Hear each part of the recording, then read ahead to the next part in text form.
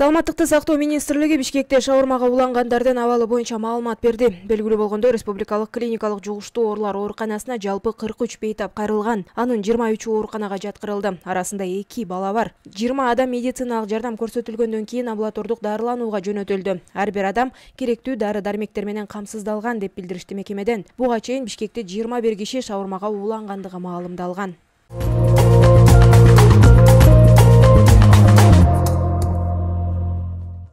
Эртең 3 октябрда Бишкектин айрым жерлеринде таза суу өчүрүлөт. Муниципалитеттен билдиришкендей, Северный суу топтомундагы жана шаардык суу түтүк тармактарында оңдоо иштерин жүргүзүүгө байланыштуу 3 октябрда саат 9:00дон 21:00го чейин Күрөнкиев көчөсү, Абдрахманов көчөсү, Элебесов көчөсү, Бельский көчөсү, Аларча суусу, Жибек жол проспектиси, Жаш гвардия бульвары, Садаев көчөсү менен чектешкен аймакта, ошондой эле Красный строитель, Ак Тилек, Көлмө, Алтын бешик, Саламалик конуштарында ичүүчү суу убактылуу токтотулат. Бишкек мэриясы келтирилген ыңгайсыздыктар үчүн кечирим сурайт жана калкты уюмдарды ичүүчү сууну эртелеп камдап алууну суранат.